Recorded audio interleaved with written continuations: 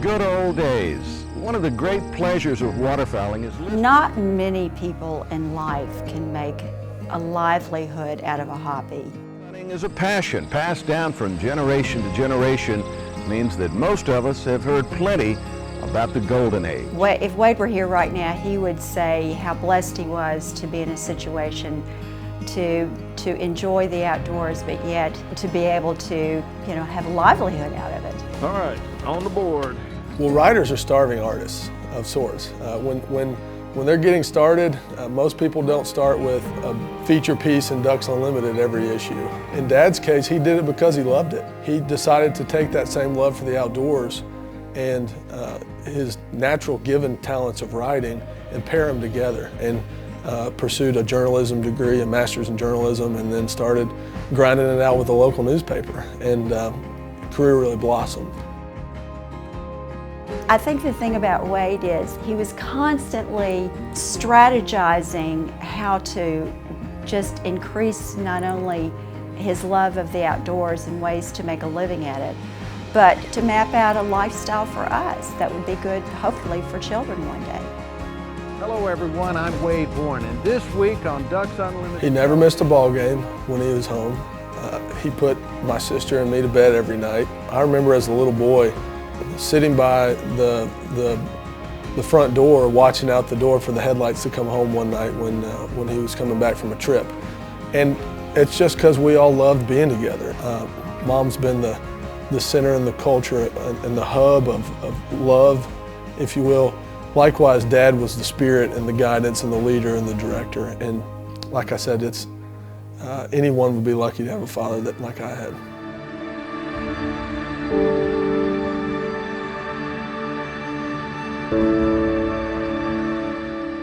Wade was one of those rare individuals that could have done just about anything he wanted to. And we were just very fortunate that he chose to be a writer and to write about the things that we really care about. I think like all great writers, Wade knew his subject and he also knew his audience. And that came through in all of his writing. People really felt like they knew Wade, and they did. In person, he was the same wonderful guy that came through in his writing, came through on the TV show. And that was a really great gift that he had. He was able to really connect with people. Well, a person like me, the reason I like Wade, he knew everything I knew, but he knew more. It was educational for me talking with Wade, because he was everywhere. He knew all kinds of types of hunting, fishing, and it wasn't just educational, he was just a likable person. I've never seen him do nothing but be good, just a good-hearted man, likable person, always laughing, smiling. He's a person everybody wants to be, he's one of them.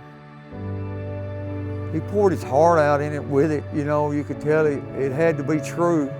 It wasn't make-believe, it had to be real, He wouldn't put nothing on there if it wasn't there. If you didn't do that, he wouldn't put it. And people loved that. They want to hear all that. They want to hear every little thing. Well, he'd put it in there, especially the stuff that people hadn't heard before, the writers. Well, that's what he would put in there. Because he knew what other people was doing. He was top notch. He was 150%.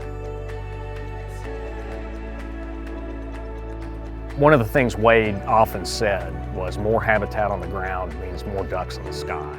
Into the future, toward the promise of our great sport, one fact is timeless. More habitat on the ground means more ducks and geese in the sky. I think he always understood that all the work that we do at Ducks Unlimited gives back to the resource, gives back to the sport. Wade always understood that, and that motivated him and guided all his work at Ducks Unlimited.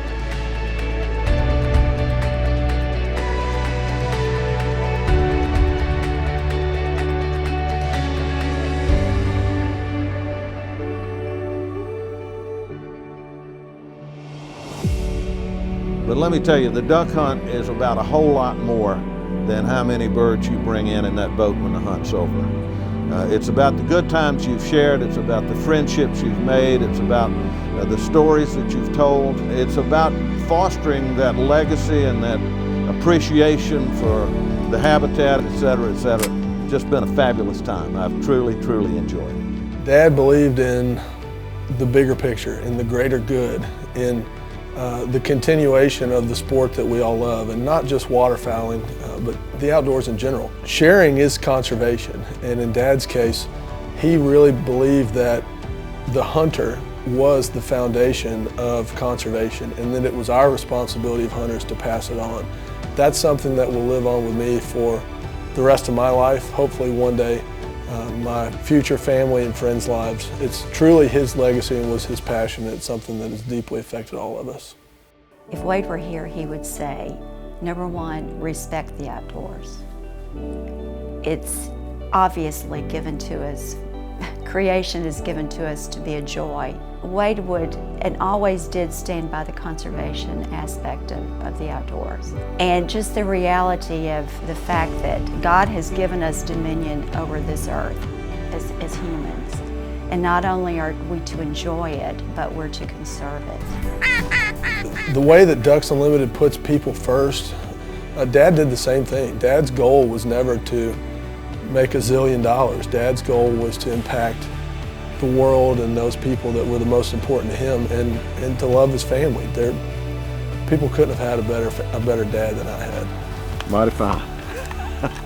I'll tell you what, they just keep coming, and we keep putting them on the string. A throwback hunt like the one we had in Tennessee is a great way to stay connected to the traditions and the challenges of the old days. However, it's just as important to stay connected to the future, as represented by the next generation of hunters. I think with everything, the old and the new have to connect. And I think that's the whole point of making sure that we continue to encourage people to enjoy the outdoors, because that's what it's all about. It was just so interesting to see how little it takes to introduce and encourage somebody else. And after all, I mean, that's what we're all here to do.